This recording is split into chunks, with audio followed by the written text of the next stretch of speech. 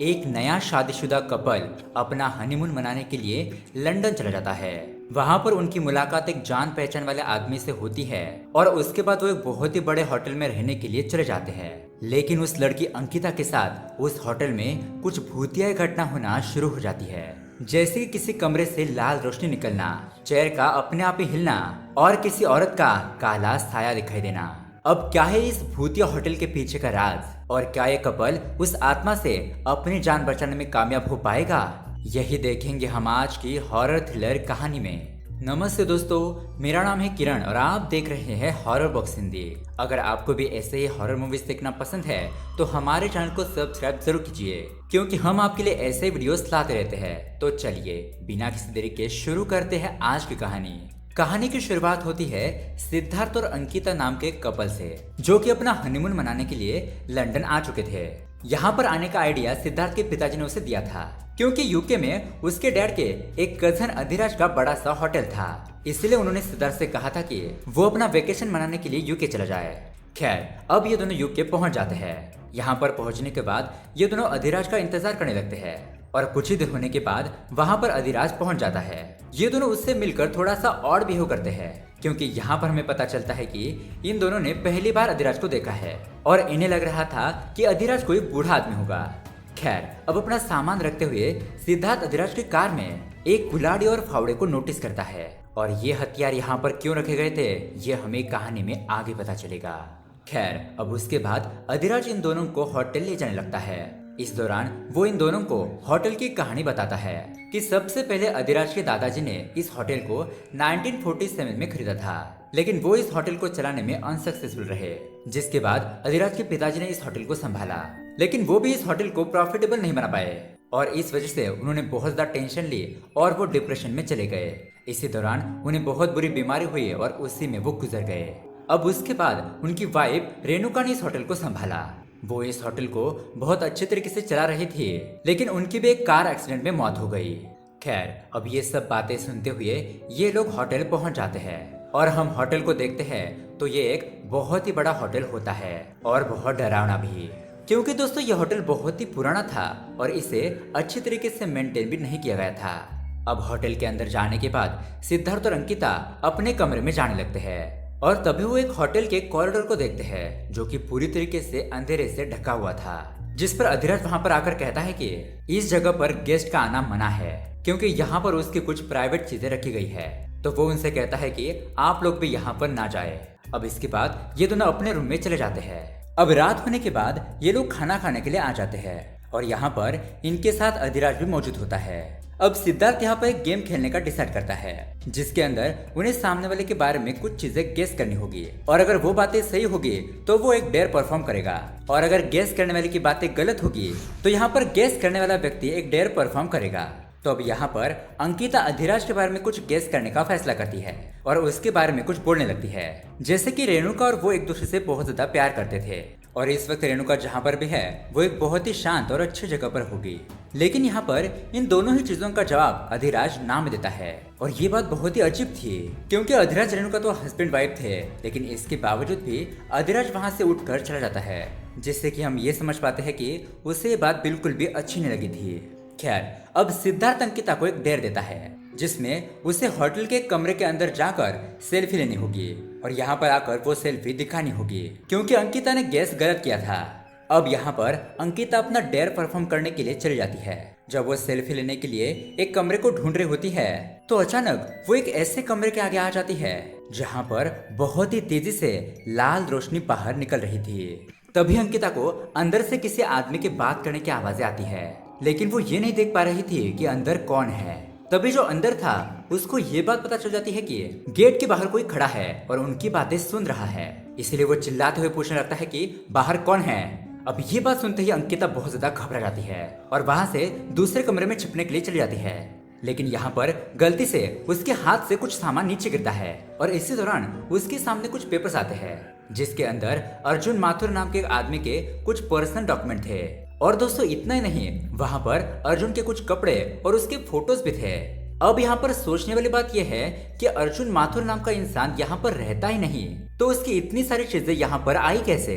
खैर अब उसके बाद अंकिता सेल्फी लेते हुए अपना डेयर पूरा करने लगती है, लेकिन तभी वो अपने पीछे एक पेंटिंग को देखती है जो कि अधिराज और रेणुका की थी।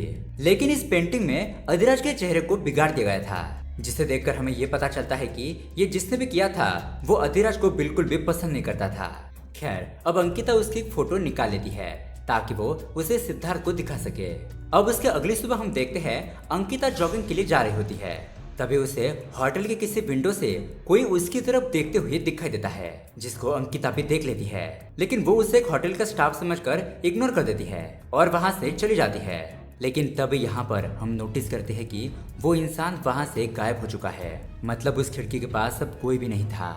अब उसके बाद अंकिता होटल के पास ही दो गार्बेज कलेक्टर को देखती है, जिनकी बातों से हमें ये पता चलता है कि इस होटल में पिछले बहुत लंबे समय से कोई भी नहीं आया। और ये एक बहुत ही अजीब बात थी, क्योंकि यहाँ पर अधिराज ने बताया था कि उसकी पत्नी ने इस होटल को प्रॉफिटेबल बनाया था, लेकिन यहाँ पर अचानक से क्या हो गया ये पता नहीं।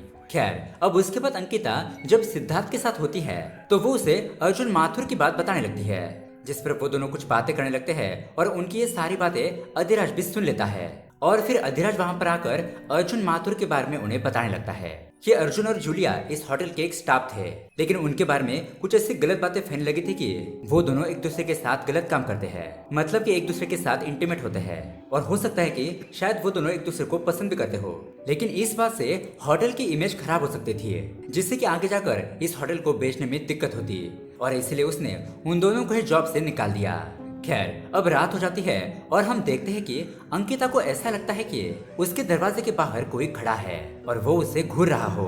अब वो ये देखने के लिए बाहर आती है कि वहाँ पर कौन खड़ा है और थोड़ा आगे जाने पर वो उसी कमरे के बाहर पहुंच जाती है जहाँ पर वो पिछली बार गई थी, जहाँ से वो लाल रोशनी निकल रही थी। अब इस बार जब अंकिता उसके अंदर देखती है तो उसे वहाँ पर अधिराज किसी से बात करता हुआ दिखाई देता है, लेकिन वहाँ पर कौन बैठा था ये अंकिता देख नहीं पा रही थी। लेकिन अधिराज की बातों से ऐसा लग रहा था कि वो रेणुका से ही बात कर रहा हो। अब उसके कुछ देर बाद अधिराज वहां से चला जाता है और उस कमरे के अंदर कौन है ये देखने के लिए अंकिता अंदर आ जाती है। वो देखते हैं कि आखिरकार कुर्सी पर कौन बैठा है, लेकिन वहां पर तो उसे रेणुका नहीं बल्कि उसके कपड़े दिखाई देते हैं। लेकिन तभी अचानक अधिराज वहां पर आ जाता है और वो अंकिता को वहां पर देखकर बहुत ही गुस्सा होने लगता है। वो उसे कहता है कि मैंने तुम्हें कहा था ना यहाँ पर मत आना, मेरी दिमागी हालत ठीक नहीं है और मैं यहाँ पर रेणुका से अकेले में बात करता हूँ। अब यहाँ पर अधिराज इतना कह ही रहा था कि तभी अचानक वो चेयर अपने आप ही पीछे खिसक जाती है और उस चेयर पर अंकिता को रेणुका की आत्मा बैठी हुई दिखाई देती है, जो कि बहुत ही शॉकिंग बात थी। अब उस आत्मा को देखते ही अंकिता जोर जोर से चिल्लाने लगती है और वहां से घबराकर भागते हुए अपने कमरे में आ जाती है। अब यहाँ पर आने के बाद वो सारी बातें अपने पति सिद्धार्थ को बताती है और सिद्धार्थ ये फैसला करता है कि अब ये लोग अगले ही दिन यहाँ से चले जाएंगे। हम देखते हैं कि अगली सुबह ये लोग ऐसा ही करते हैं और दोनों ही वहाँ से जाने लगते हैं। लेकिन तभी अचानक अधिराज वहाँ पर आता है और उन्हें यहाँ से जाते हुए देख लेता है, जिस पर वो उनसे पूछता है कि ऐसे अचानक तुम कहाँ जा रहे हो। जिस पर सिद्धार्थ जवाब देता है कि अंकिता का कोई रिलेटिव सीरियस हो गया है, इसीलिए हमें अर्जेंटली इंडिया जाना ही होगा। और इतना कहकर वो दोनों वहाँ से निकल जाते हैं।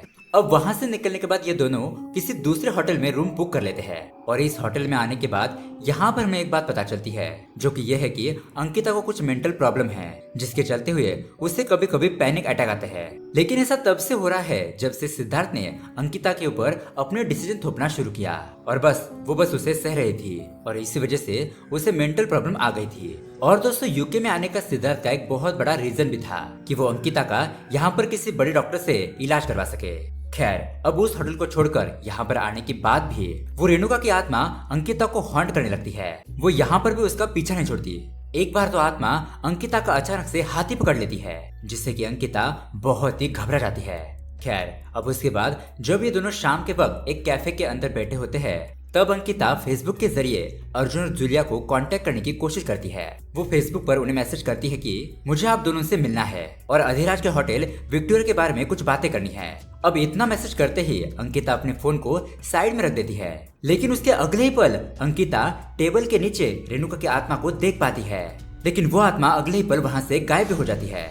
अब यहाँ पर उसी शाम अधिराज को ये बात पता चलती है कि ये दोनों इंडिया नहीं गए हैं और यहीं पर रह रहे हैं। और ये उसको कैसे पता चलता है? जब ये दोनों शाम के टाइम पर शॉपिंग करने के लिए आए थे तब वो उन्हें देख लेता है। अब यहाँ पर सिद्धार्थ उसे सारा सच बता देता है कि अंकिता को उस होटल में रेणुका की आत्मा दिखाई दे रही थी, इसी वजह से उन्हें वो होटल छोड़ना पड़ा। अब इस चीज को लेकर अधिराज और उसके बीच थोड़ी सी बहस भी होती है और यहाँ पर सिद्धार्थ ऑलमोस्ट अधिराज को मारने ही वाला था, लेकिन तभी सही समय पर सब कुछ नॉर्मल हो जाता है और फिर अधिराज भी वहाँ से चला जाता है। अब उसके अगले सीन में हम अंकिता को देखते हैं जो कि जूलिया से मिलने के लिए आई हुई थी, लेकिन यहाँ पर उसे कुछ अलग ही कहानी पता चलती है। जब जूलिया अधिराज के बारे में सब कुछ सच बताती है, वो बताती है कि अधिराज बहुत ही अच्छा आदमी था और उसके साथ काम करने में उसे कोई भी दिक्कत नहीं थी, लेकिन हालात तब बिगड़ने लगे जब अर्जुन अधिराज की वाइफ को चाहने लगा। दरअसल दोस्तों, यहाँ पर जो अर्जुन है वो अधिराज का पर्सनल असिस्टेंट हुआ करता था और रेणुका के बाद वही उससे सबसे ज्यादा क्लोज भी था। अब अर्जुन रेणुका से प्यार करने लगा था, लेकिन रेणुका तो सिर्फ अर्जुन को अपना दोस्त मानती थी, लेकिन उसी दोस्ती को अर्जुन ने प्यार समझ लिया। अब उसके बाद हुआ ये कि ये बात जानने के बाद उसे जॉब से निकाल दिया गया और उसके कुछ समय बाद उसने ऐसा सुना कि रेणुका की एक कार एक्सीडेंट में मौत हो गई। अब यहाँ दूसरी तरफ हम सिद्धार्थ को देखते हैं जो कि अधिराज से मिलने के लिए आया था। वो उसके ऊपर हाथ उठाने की वजह से उसके पास माफी मांगने के लिए आया था। अब यहाँ पर सारी चीजें नॉर्मल भी हो जाती है, लेकिन तभी उसी वक्त सिद्धार्थ को उसके पिता का वीडियो कॉल आता है। अब उस कॉल को सिद्धार्थ पिकअप करता है और बातों ही बातों में अधिराज की तरफ कैमरा घुमाता है और अपने डैड से कहता है कि देखिए मेरे साथ कौन है, अधिराज अंकल को हाय कहिए। लेकिन दोस्तों, यहाँ पर उसके पिताजी एक बहुत ही शॉकिंग बात बताते हैं। वो बोलते हैं कि मेरा जो कजन है अधिराज वो ये नहीं है, ये कोई दूसरा ही आदमी है। अब ये देखकर सिद्धार्थ शॉक रह जाता है और सोचने लगता है कि आखिर ये इंसान कौन है जिसे वो इतने दिनों तक अधिराज समझ रहा था। अब यहाँ पर सिद्धार्थ उस आदमी के सामने ये बात रिवील नहीं करता, लेकिन यहाँ पर उस नकली अधिराज को ये बात पता चल जाती है कि उसका सच सामने आ चुका है और इसीलिए वो सिद्धार्थ पर हमला करके उसे एक प्लास्टिक बैग में रैप कर देता है और एक कब्रिस्तान में उसे दफनाने के लिए चला जाता है। लेकिन तभी वहाँ पर अंकिता आ जाती है जिससे कि सारा सच पता चल चुका था। और दोस्तों, ये सच उसे रेणुका की आत्मा नहीं बताया था, मतलब कि रेणुका की आत्मा की वजह से उसे कुछ विजन्स आ रहे थे जिससे कि उसे अधिराज के बारे में सब कुछ पता चल गया।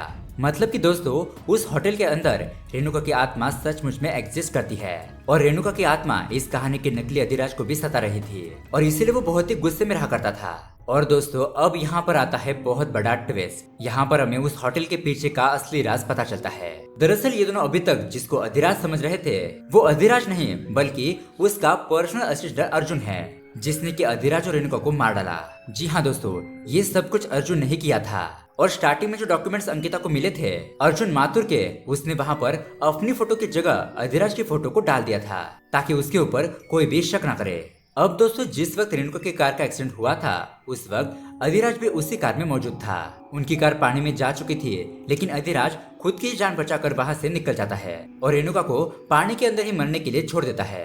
अब रेणुका की सीट बेल्ट फंस गई थी जिस वजह से वो वहां से बाहर नहीं निकल पा रही थी। और दोस्तों, यहाँ पर वो उसकी मदद भी नहीं करता, मतलब कि वो उससे प्यार करता था लेकिन उसे उसने बचाया नहीं और इसीलिए उसी वक्त रेणुका की मौत हो गई। अब नकली अधिराज यानी कि अर्जुन ने अपने प्यार के साथ ऐसा क्यों किया, जिसका जवाब बहुत ही आसान है, क्योंकि रेणुका अर्जुन को पसंद नहीं करती थी, वो तो बस उसे अपना फ्रेंड मानती थी। लेकिन अर्जुन को यह बात बर्दाश्त नहीं हुई और उसने ऐसा कदम उठा लिया और उसने रेणुका को खत्म कर दिया। दरअसल दोस्तों, ये सब कुछ प्लान था। उसके बाद अर्जुन ने अधिराज को भी जान से मार दिया, क्योंकि अधिराज को इस बात का अंदाजा हो गया था कि अर्जुन उसकी वाइफ से प्यार करने लगा है और आज रेणुका की जान भी अर्जुन ने ही ली थी। उसके बाद अर्जुन ने अधिराज को खत्म कर दिया और खुद अधिराज बन गया और उस होटल का मालिक बनकर रहने लगा। इसी वजह से वो किसी से मिलता नहीं था और हमेशा वो होटल बंद ही रहता था।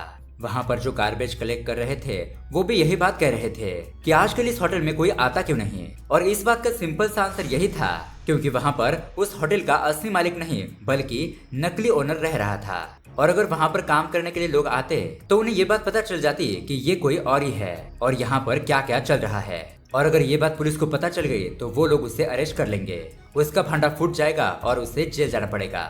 इसलिए अर्जुन नकली अधिराज बनकर चुपचाप उस होटल में रह रहा था। और दोस्तों, मूवी के स्टार्टिंग में हमने कार के अंदर जो कुल्हाड़ी और फावड़े देखे थे वो अर्जुन ने इसीलिए रखे थे ताकि वो सिद्धार्थ और अंकिता को मार सके, क्योंकि जब सिद्धार्थ के पिताजी ने फोन किया होगा असली अधिराज को तब वो फोन उठाया होगा अर्जुन ने। तो अर्जुन ने सोचा कि जब इन लोगों को उसका असली सच पता चलेगा तो उससे पहले ही ये उन लोगों को मार देगा। लेकिन ऑब्वियसली यहाँ पर ये बात थी कि सिद्धार्थ और अंकिता ने असली अधिराज को कभी देखा ही नहीं था, इसलिए वो उसे पहचान नहीं पाए और उनके सामने जो पहला आदमी आया वो उसे ही असली अधिराज समझ बैठे। इसलिए अर्जुन ने ये देखा कि ये तो असली धीरज को जानते नहीं है, इसलिए वो उनसे सीधी तरीके से बात करता रहा और उन दोनों के साथ वो अच्छे तरीके से रहा। अर्जुन ये सोच रहा था कि ये लोग यहाँ पर कुछ ही दिन रहकर यहाँ से चले जाएंगे और उसका भांडा नहीं फूटेगा। खैर, अब यहाँ पर सारी बातें बताते हुए एंड में अंकिता ये कहती है कि रेणुका की आत्मा आज भी उस होटल में मौजूद है, जो कि अर्जुन को कभी भी माफ नहीं करेगी। अब ये बातें सुनकर अर्जुन डिस्ट्रैक्ट हो जाता है और तभी सिद्धार्थ उस पर हमला करता है, जिससे कि अर्जुन वहीं पर घायल हो जाता है। और यहाँ पर हमें ये बात पता चलती है कि अंकिता ने पहले से पुलिस को कॉल कर लिया था और पुलिस भी वक्त रहते वहाँ पर पहुँच जाती है। वो लोग अर्जुन को अरेस्ट करके वहाँ से ले जाते हैं और वहाँ से जाते वक्त अर्जुन अंकिता के पीछे रेणुका की आत्मा को देख पाता है। दरअसल दोस्तों, जब रेणुका की आत्मा ने सिद्धार्थ और अंकिता को उस होटल में देखा था, तब उसने इस मौके का फायदा उठाया और उसे समझ में आ गया था कि इन लोगों के जरिए ही मैं अर्जुन को सजा दिला सकती हूँ और अर्जुन की असली सच्चाई दुनिया के सामने ला सकती हूँ। और इसलिए रेणुका की आत्मा ने ये सब कुछ किया। रेणुका की आत्मा ने उन दोनों की हेल्प ली और अर्जुन को गिरफ्तार करवा दिया। और दोस्तों, इसी के साथ ये कहानी यहीं पर एंड हो जाती है। तो दोस्तों, ये हॉरर कहानी आपको कैसी लगी हमें कमेंट करके जरूर बताइएगा। साथ ही ऐसे ही अमेजिंग हॉरर वीडियोस देखने के लिए हमारे चैनल को सब्सक्राइब जरूर कीजिए। मिलते हैं अगली वीडियो में। Thanks for watching.